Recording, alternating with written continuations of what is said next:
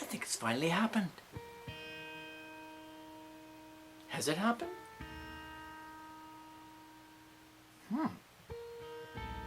Things do feel different. Mighty different, I must say.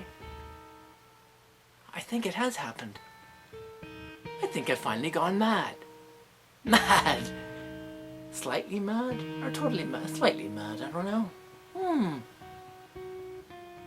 But why? All I wanted to do was make a simple show called Road to Rock. Define the road to rock. Find some band members. Write some songs. Do some shows. That's it. But no, I had to call the band Burk my last name. So in doing so, I thought I'd just do a simple thing and explain my family background. I thought, man, this would be boring. Not. It turned out to be rather insane. I've really gone down a massive rabbit hole with this one. Like, I always knew my past, but this really made me see things clearly. You realize your memories were all false. Your idea of what reality was is not what you even thought it was. Your family isn't anything that you thought it was. It's much more puzzling, more complex. I thought there was a family bond. Guess not. If you've been following along, you'll understand what I'm talking about. Watch all the other episodes, because I'm not getting into all that. Man. You think you know your life, and then when you take a magnifying glass to it, you realize it's not what you thought it was. Like, I thought there was a family bond in the Burk. It was I always assumed it was. Obviously not. I haven't heard from anyone for years since my mom has died. That's pretty fucked up and puzzling. Never thought in a million years that would happen. I think I've gone mad. Or maybe...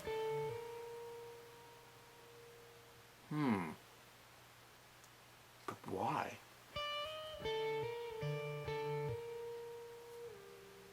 If you've seen episode 4 of season 1, Easter, the Easter Bunny came along and brought me a present.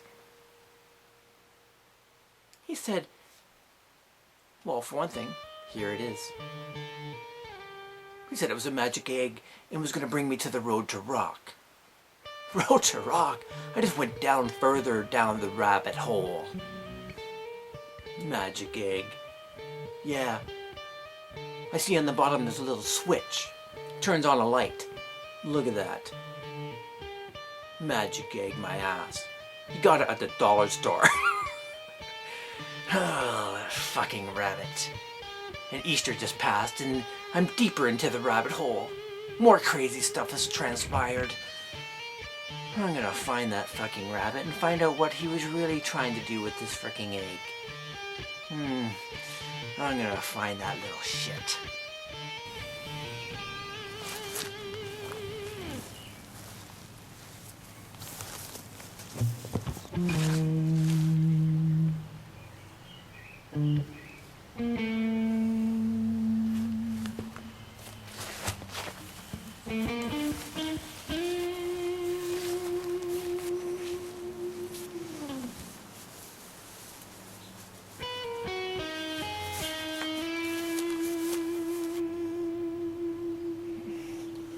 Come on, Mr. Bunny. I got some carrots for you.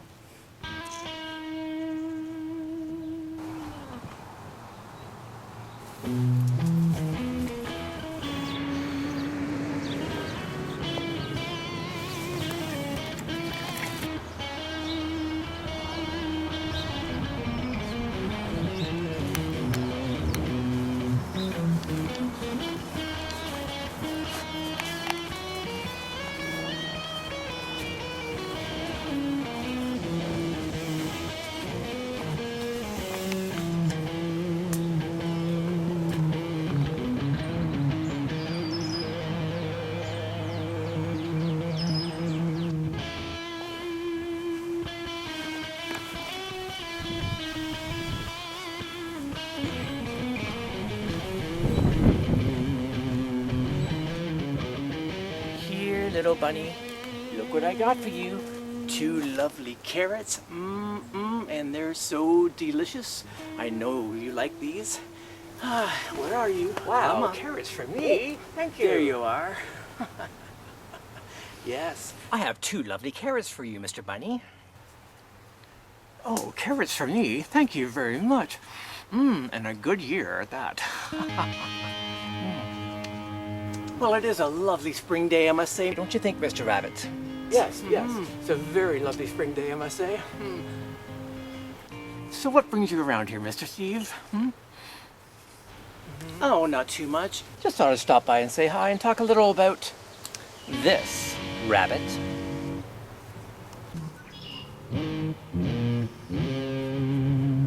You see, I suspect it's not a magic egg at all.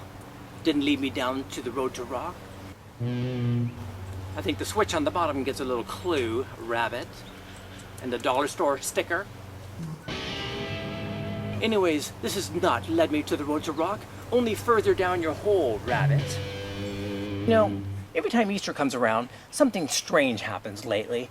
You know, it's supposed to be fun and joyful, but no, crazy things happen. My mom takes off to Vermont, and she never even came home.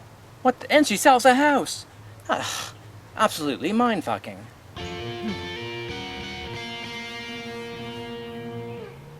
Yeah, that was a strange Easter, that was.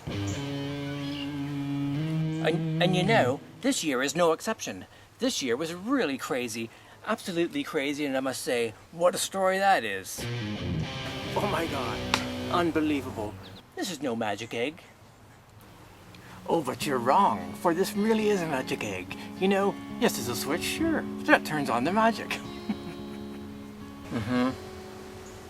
But you see, Steve, you will not find the road to rock unless you go down the rabbit hole. That's why I brought you down the rabbit hole, to find the real you, the real story behind your name, Burk. And once you find that, you'll be free and out of the rabbit hole and on the road to rock. You won't even believe that story.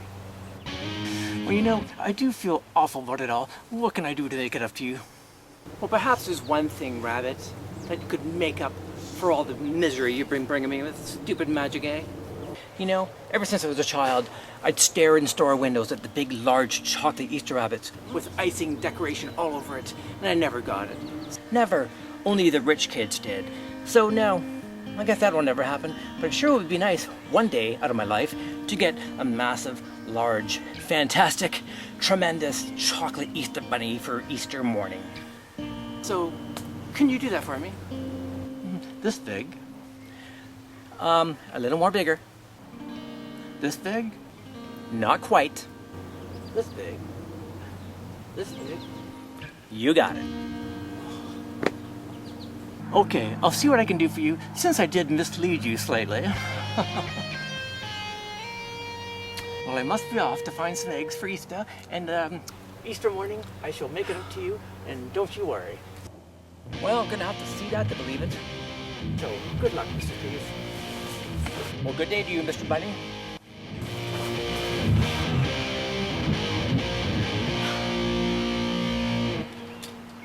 Hey, wait a minute. Easter's already passed. That rabbit tricked me again. Oh!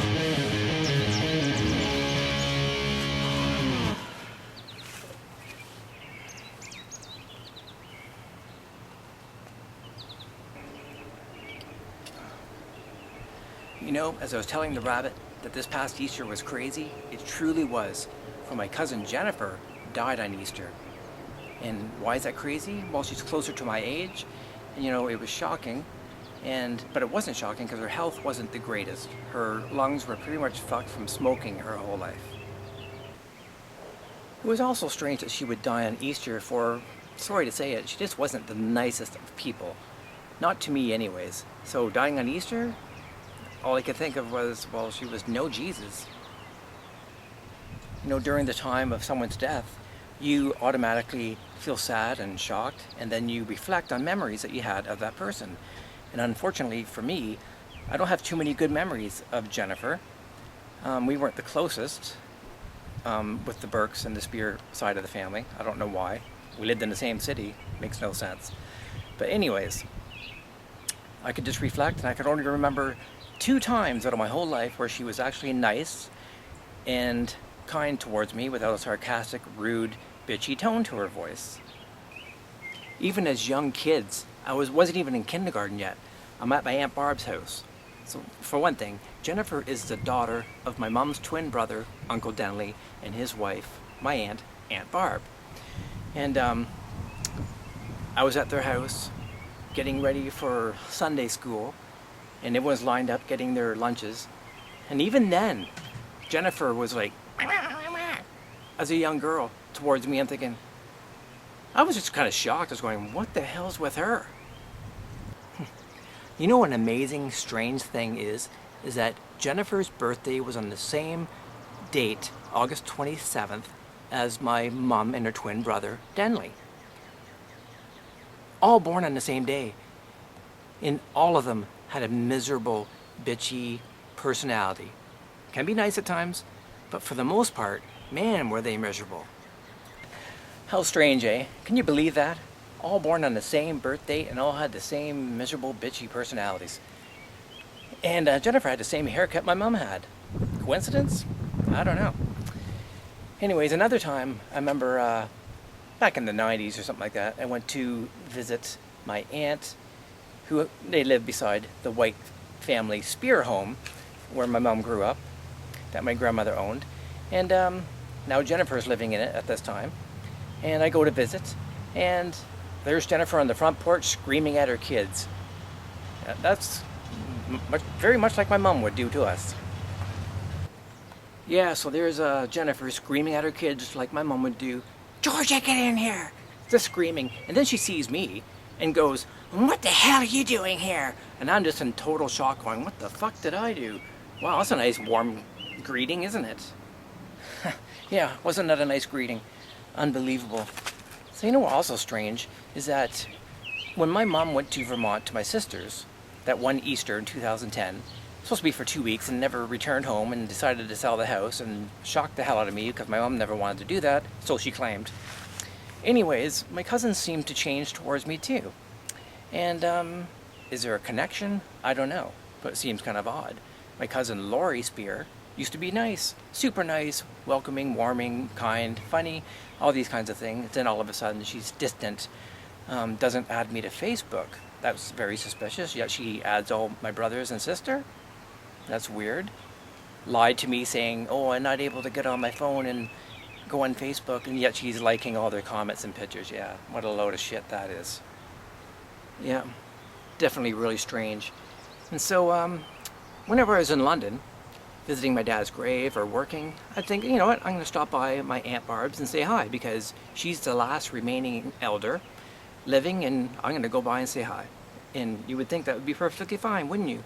But no, Lori would say, you should be calling first before you check in, which, true, I can see that, but what the hell's the harm of me stopping by and saying hi anyways? So anyways, when I would come by again in the town of London, where I'm born, I would text her, hi, I would like to come visit Aunt Barb. No response. Or I'd email or call, whatever I would do. Never replied. I even messaged Lori saying, I got a present for your daughter and Aunt Barb, I'd like to bring it over. No reply. Is that fucking beyond rude or what? You don't reply when someone wants to bring a Christmas gift? Something's fucked with that. So now I just give up calling and I just show up, because I'm going to see my aunt, whether she likes it or not. And one time, Lori said to me, you better, I hope I don't find you in the house with Aunt Barb without me there or anyone else. And I'm like, for one thing, why the hell would she be at home alone by herself with Alzheimer's, I believe she had, or dementia, one of the two. She shouldn't be home left alone anyways. And what the hell do you think I'm going to do to her? Fuck. So another time I text her saying, hi, I'm in London. I'd like to come by and say hi. No reply. You know, I said, you know what, fuck it. I'm just going to go to the house and take a visit. And I go to the White House. Lori was living there at the time, and my Aunt Barb was in her house. That was next door. And, you know, you see someone peeking through the window and the curtain shuts, right? I knock on the door, no reply. And I think they figured I saw them looking out the window. So she eventually answered and sent me over to Aunt Barb's house. Go have a visit. And there I am. I go over, and there's Aunt Barb being fed by Jennifer, who's now on oxygen with the oxygen tank because her lungs were pretty much screwed. That was a scary sight, and I felt bad for her. And it's just a good lesson, do not smoke. I'm so glad I never got into that. But anyways, I'm over there laughing it up, and it was great to see Aunt Barb. Aunt Barb was always super nice, welcoming, funny, and kind. Was it fake or genuine? I don't know, but it was always consistently like that, and I always enjoyed going to visit her. It was great. We didn't have too many family members that we could interact with, so she was the last elder, and I was damn well gonna keep engaging with her before it's too late. So I'm in her kitchen, you know, talking with Aunt Barb, and there's Jennifer sitting there too, and then Jennifer gets a phone call, and it's Lori calling, going, "How do you like Steve coming over to visit?" And Jennifer's like, "Oh, I'm gonna kill you. Yeah, just lovely," with a sarcastic tone. "Just lovely, I'm gonna kill you."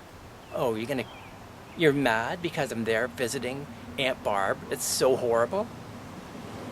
Like, what the fuck is this hateful attitude towards me? What the hell did I do to them? I'm the only one in our family who ever gave a shit to come by and visit, or to ever go to their family members' funerals, like our poor cousin Danny, who was a super great guy. He died. And then, sadly, Aunt Barb died too. And Uncle Denley. And like, everyone's gone. I always went to the funerals. Yet, I'm a horrible person. And no one else in my family ever went, except for my brother Shannon. And they're perfectly fine. Is that not fucked? Totally fucked, I'd say. You know what's even more fucked? When I walked into the funeral home at my aunt's funeral, there's Jennifer sitting there.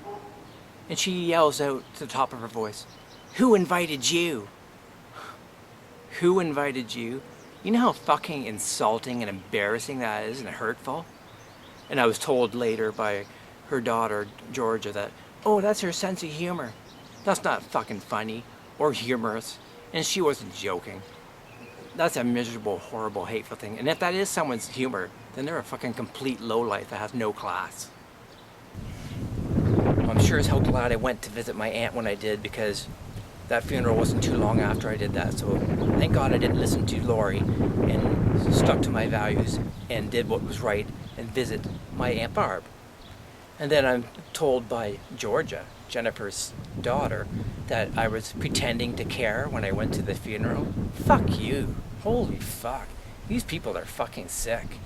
Georgia Spear even told me that I shouldn't have any feelings at my age. What the fuck? Jennifer's daughter, Georgia, says that to me. Isn't that unbelievable? Pretending to care when I go to my Aunt Barb's funeral.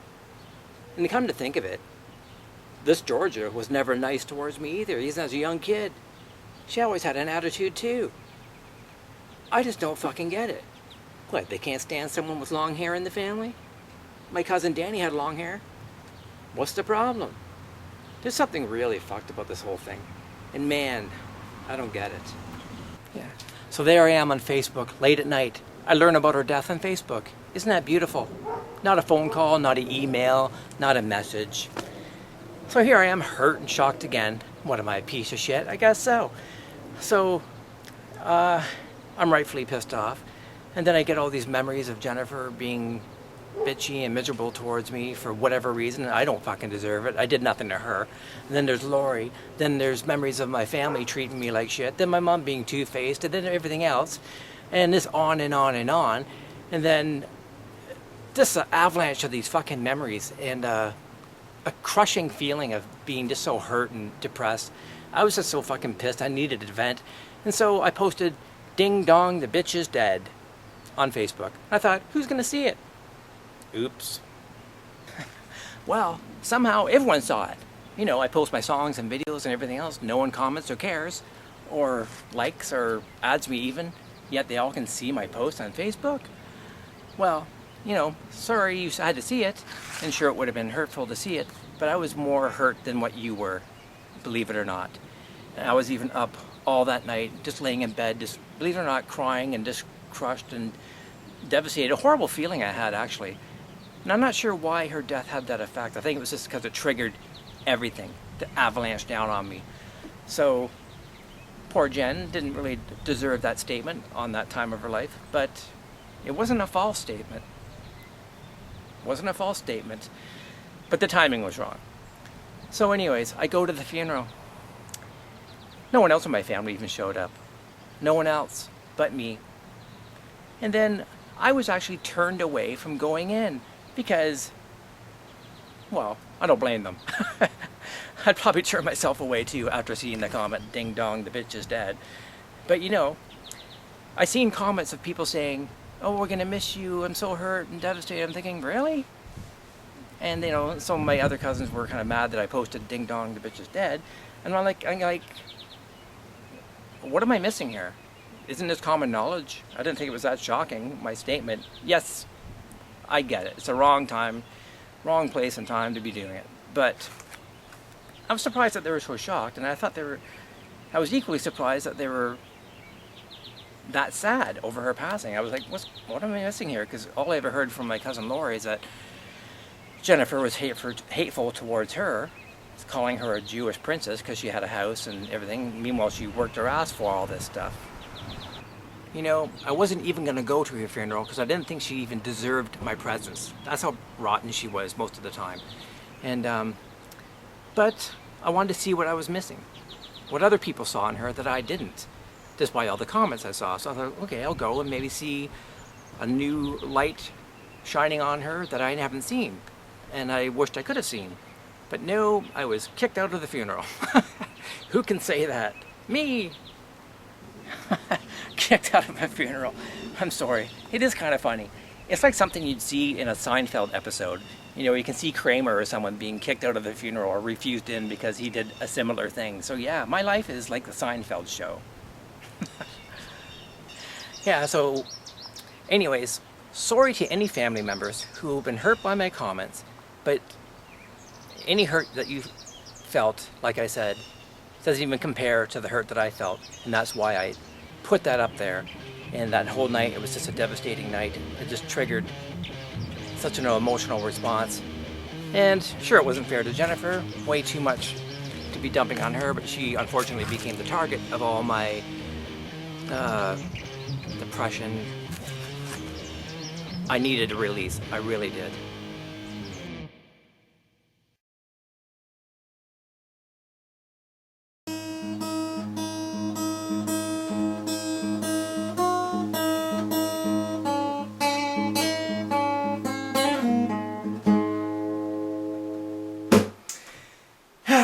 You know, trying to play guitar and escape my memories, but no, more memories keep reappearing. Unbelievable. You know, last Christmas, I know that my cousin Lori Spear makes pie, and her pie crust is very similar to my mom's, and it could be very well my mom's recipe, I don't know. So I just simply text her, asking her, can I have the pie crust recipe that you have? Because it's very much like my mom's, and I'd like to have it, it's nice. Ignore. I ask again, ignore, ask, and ignore, constantly. And then I'm like, what the fuck is your problem? And then I get a response saying, oh, you're rude and intrusive. Yeah, I'm rude and intrusive wanting a pie crust recipe? Holy fuck. Yeah, that's fucking horrible. Oh my god. Unreal. And you know, another thing, you know, after I got kicked out of the funeral, I can't say that without laughing. I know it's so horrible, but it's just so ridiculous. I thought, you know, I'll just go stop by the White House where my mom grew up and reflect on memories. And I'm thinking, am I overreacting? Was Jennifer really that bad? Maybe I'm overreacting. So I go to see who bought the new house and see how they think and tell them the history of it, which I don't know if they knew or not, but you know, my mom grew up there. And so nobody was home, and then a neighbor across the street's like, oh, they all went to the funeral of Jennifer, she passed away, and man, she wasn't a nice person, he says. Confirming my thoughts all along. But you know, when Jennifer was alive, and at my Aunt Barb's funeral, even though she did say, who invited you, and I took it as a complete insult, I still gave her a hug, and you know, love is stronger than hate, is my belief, and I showed her that, so strangely enough, she added me to Facebook. That was a miracle. But you know, that didn't last too long. Because then I saw a post she posted going, "Oh, Steve attacks women." No, I don't attack women unless maybe they said something shitty to me on Facebook, then I'm going to say something back to them, if that's what she's referring to. I had no idea, so that was kind of shocking. And then she, at one point, called me trash. So much for that. But was it really her? Jennifer's lovely, sweet daughter, Georgia, would often hack into her mother's Facebook, Jennifer's Facebook, and say things. So was it really Jennifer or was it Georgia? I don't even know now. I think Georgia, because man, she can be a nasty little witch. You know, rightfully, she called me up and bitched me out because I posted ding dong to bitches. You have every right to say that. Absolutely. But all the nasty comments before that and the attitude is not justified. That is total bullshit. Yet you can add everyone else in my family on Facebook. I find that very strange. But you know, during the rant and rage, when I let her do it, because she has every right to, at one point she says, "It's not my fault, my mother's an alcoholic." So that's pretty much confirming that I'm right. Jennifer did have an attitude, and it was probably due to alcoholism, which I didn't even know she had. I thought I knew it, but I wasn't sure. I think everyone in the family had problems with alcohol or drugs at some point. I'm not sure why. I think they're older and they grew up more in the 60s, and that was kind of the thing to do. So, no, it wasn't her fault that her mother was an alcoholic. It's no one's fault. And that's pretty sad if you think it is your fault. But it gives the person who's the alcoholic no right to be nasty to people just because they're having a bad day, because they're coming down off their fucking high. So maybe that explains her attitude and her mood swings and everything else. Because my mom also, I suspect, was addicted to Demerol, and that could have been the cause too of her seemingly two personalities.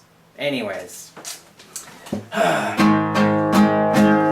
think I need to escape. Yes, folks, nothing like a melody to take your troubles away, and, you know, if you got a guitar, play that. Got a piano, a tuba, trumpet. I don't know where that's going to take you, but if it helps, play it. I don't know. Wouldn't help me. Anyways, I got a guitar. So you play a melody and just let it conjure up images and let it take you where it may, right? So let's see. What's going to help me escape my fucking bullshit?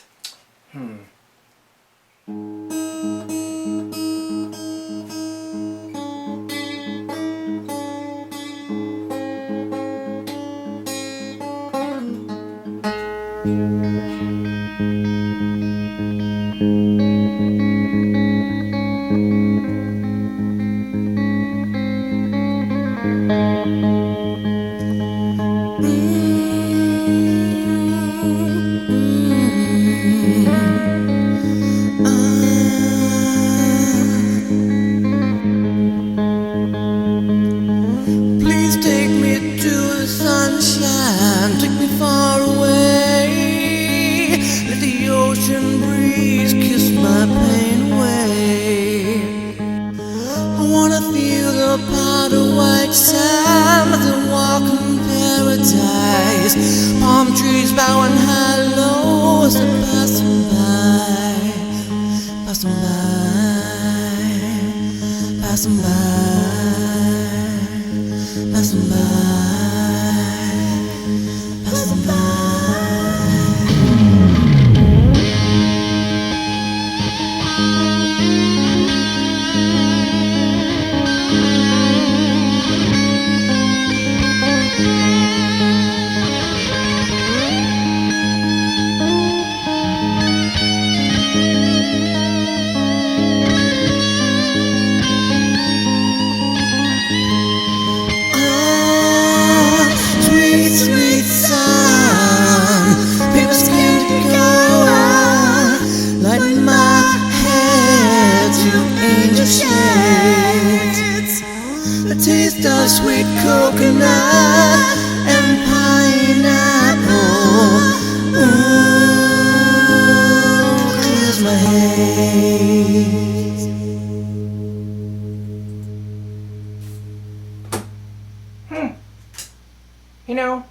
That's all fine and dandy to escape in your imagination. But you know what's better than that? Doing the real thing. Fuck this shit. I'm going to the Dominican, and I just bought a new snorkeling mask, and I'm going to snorkel in the Dominican and see fish and walk in the sand and drink out of coconuts and who knows what else. See you later.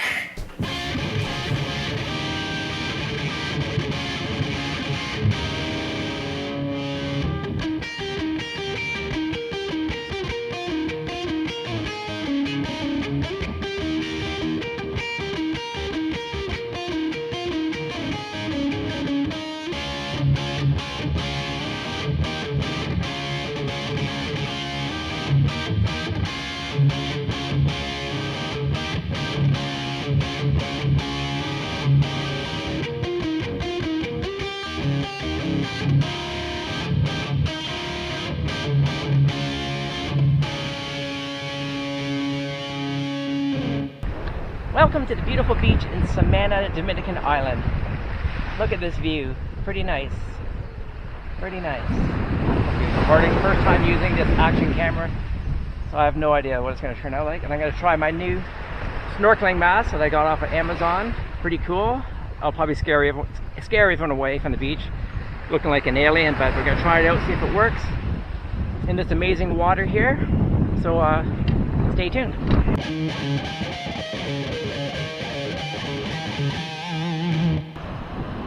Here on the beach in Dominican, we've got these wild dogs, and here they are crab hunting, digging in the sand for crabs. And they actually catch them too, and I think they eat them, I'm not sure. This is their daily activity here on the beach in the Dominican. Where's the crab? Where's the crab? Go get him! Go get him! Where's the crab? Good boy, good girl. Go get him! Go get him! Get the crabs! Where's the crabs?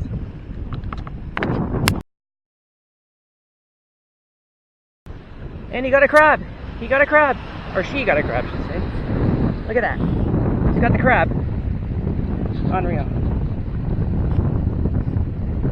Good girl. Good girl. What do you got? What do you got? It's a crab. Ew, you fucking ate it. What are you guys doing? Eating it? That crab.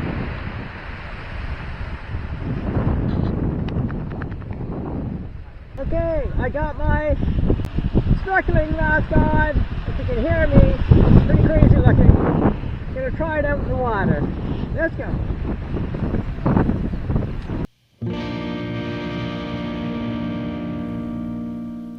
Ah, just look at that beautiful water.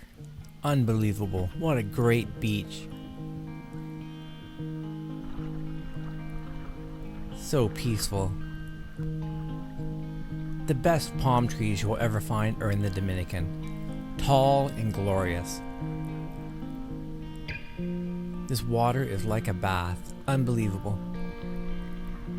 There goes some people sailing. I love sailing in the Caribbean too. So great, so relaxing. Well, here I go. Trying out my mask for the first time, and it's working amazing. What a great mask. You can breathe through your nose. Totally comfortable and does not fog up either. Hey, just a few feet out in the water, look what you see. Little fish everywhere. And a coral reef. Amazing. Just like 3-5 feet away from the main beach. Unbelievable. This is not that this is not that deep. It's only about 3 feet deep. Look at all this life. Unbelievable. So you can see someone standing there. It's not even over their head. Look at all the life. Amazing. Couldn't believe it. I was in awe. All this fish? When you just go in the Caribbean and you don't put your head under the water, you miss out on all of this. All of this is around you, but you'll never see it from looking down from above. You have to actually go under the water to see it. It's absolutely amazing. Look at all these guys. They all think I have food because a lot of people will steal food from the buffet and bring it in to the water and feed the fish. Man, what a sight. The water's a beautiful temperature, beautiful color, so clear and beautiful. So great for your soul to do this. Man, look at all these guys. I think I ate some of their friends at the buffet. They look kind of familiar. They look like they're on the grill earlier. Oh well, they're beautiful and taste great. Unfortunately for them. Man, just abundance of life down here. Here's all these little guys swimming around.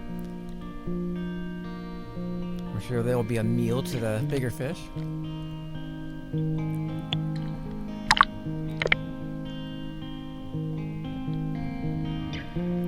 As you can see, I'm not that far from the beach, and you see all this life. You can only see it if you get a good mask, and get a mask like I have. It's phenomenal. It doesn't fog up. And you know what? I recommend getting flippers like this, because you can just whiz through the water with ease. And you know what's amazing about snorkeling in the Caribbean? There's so much salt in the water, you just float effortlessly. There's no effort to float. It's just like you're on a waterbed. It's so cool. Like you just float. And just kick away with your flippers and just explore. Absolutely amazing. I couldn't believe this. This is actually absolutely amazing. And it's great that I can get this footage with my action camera. Look at that mask. Absolutely brilliant. If you like snorkeling, get yourself one of these. You'll love it. It's the best that there is, and it's worth the money.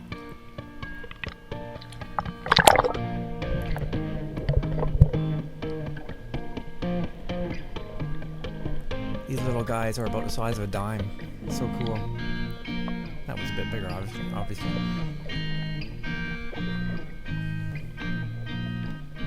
It's also amazing to get this footage with my new action cam, waterproof. Pretty cool, HD. It's great.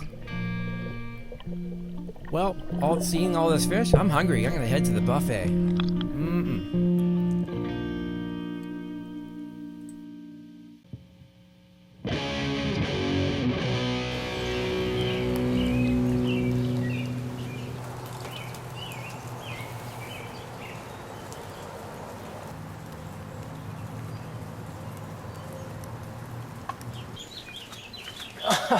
Oh man, it just poured here. And no, I didn't just come out of the ocean. You'd think so with my hair all wet, but no. I got the umbrella a little late.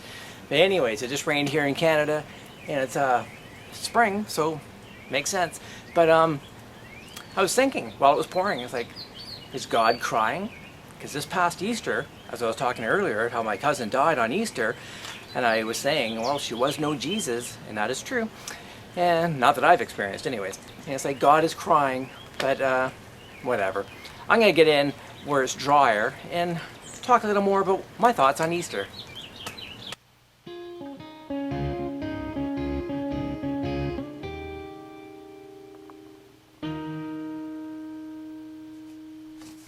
Oh, wow, take a look at this, eh?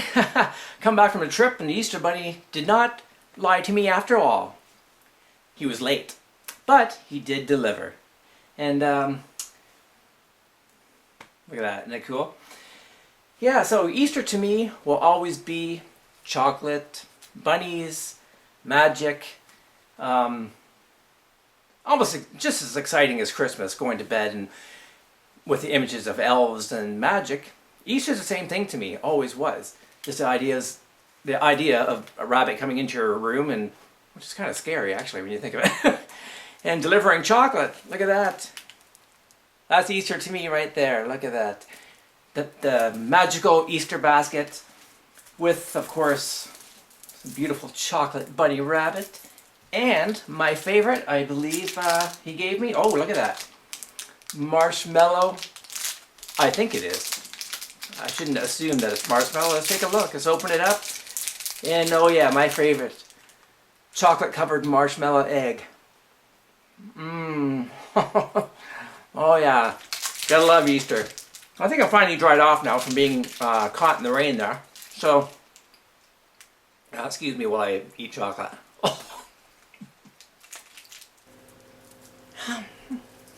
Not bad.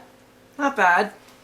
Not quite what I was expecting from the bunny when he told me, well, when I told him to give me a super large, fantastic Easter bunny.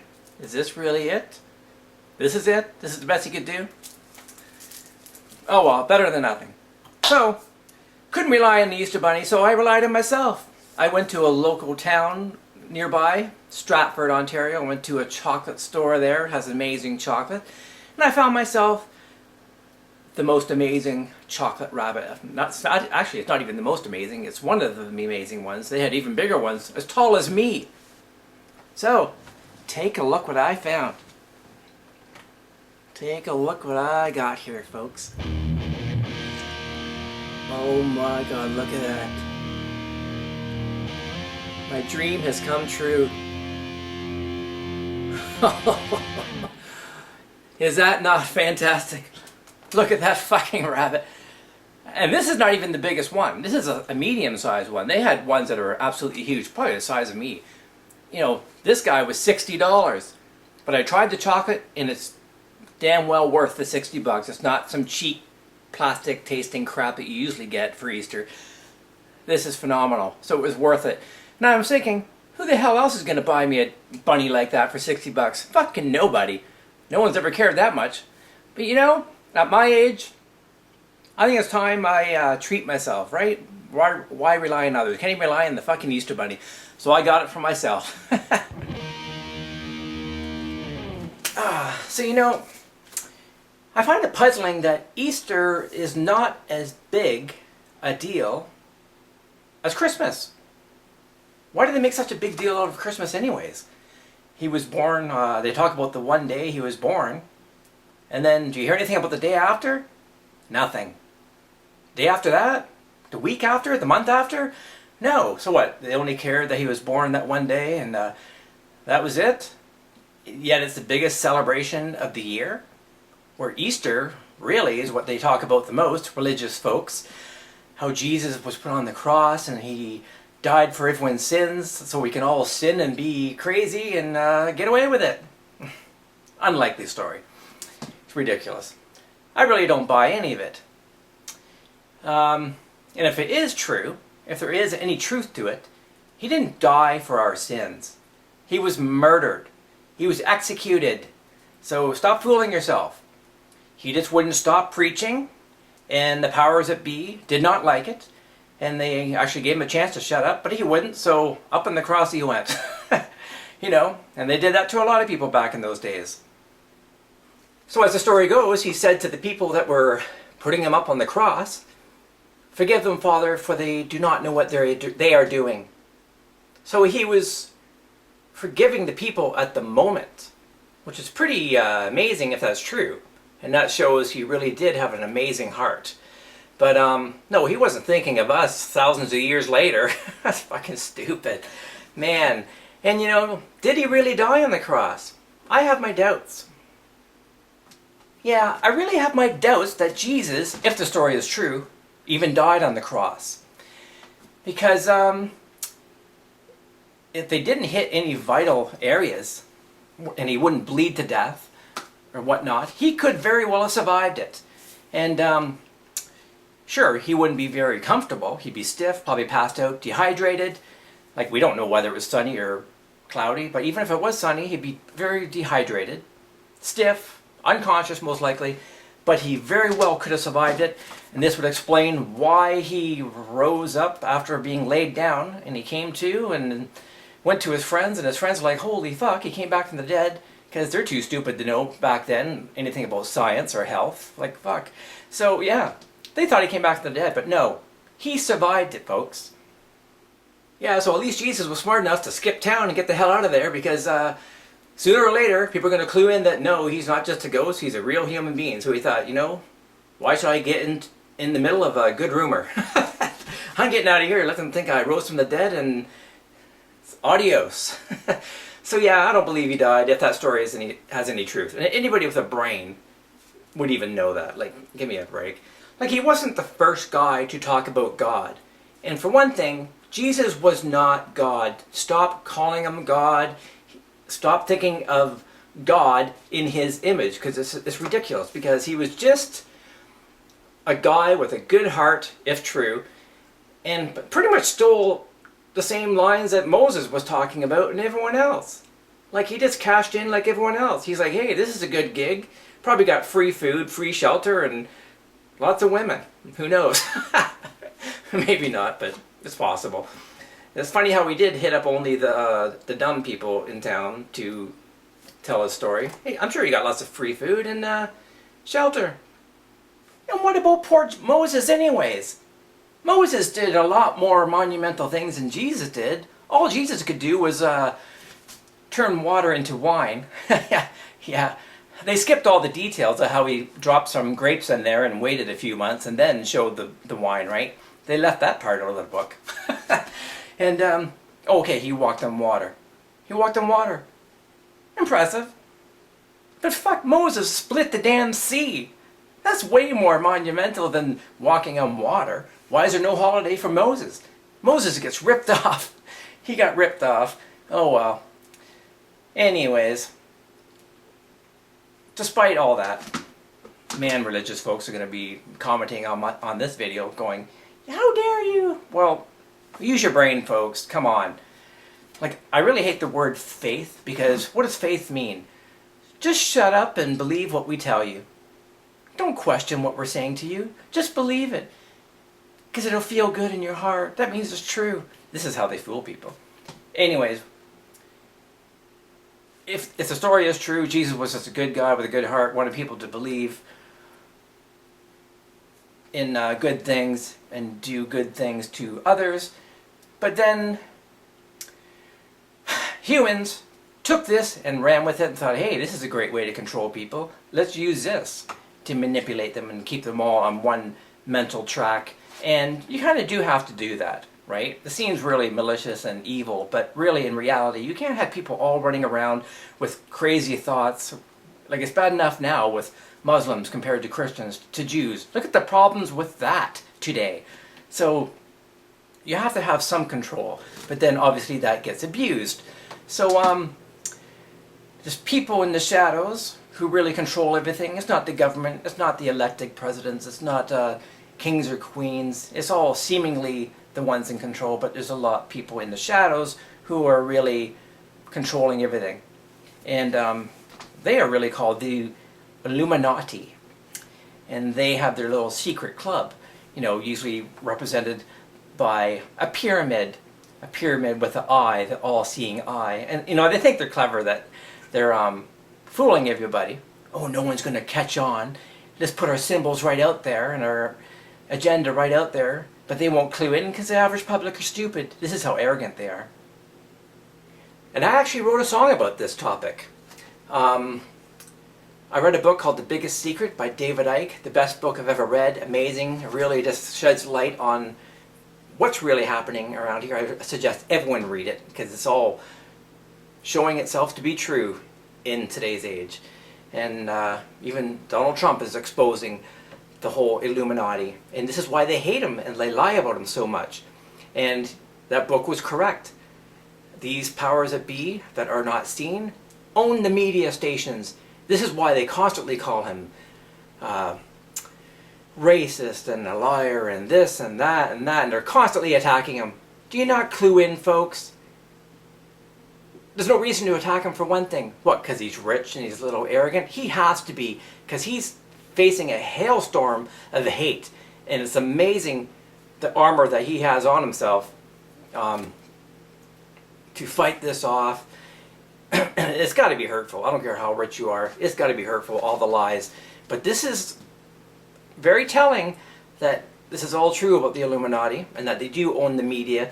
And they see Trump coming in going, oh, fuck, he's going to ruin our plan. And he is ruining their plan, exposing the fake news, that the media is not what you think it is. It's not always telling the truth. It's always just trying to push an agenda and push lies. And a lot of people, stupid people, are falling for the lies about Trump because they can't stand him succeeding, because their evil plan will not succeed with Trump in the picture. Yeah, so I made a video for my song, which is called Illuminated. And I use images of Madonna, Lady Gaga, I believe, Beyonce, these kind of people doing Illuminati type symbolism pyramids and covering their eyes and all kinds of shit. And I thought they were just trying to cash in on the latest trend of this topic of the Illuminati. But then I started thinking, what artist in their right mind would do that? That is career suicide. And you see people in Hollywood even doing it, saying fuck Trump in front of everyone on TV. That's fucking stupid. The only reason they'd ever say that is if they have a gun to their head or it's written in the contract that they must do this shit. See, Trump is not part of the whole criminal network of fake politicians. So this is why they hate him so much.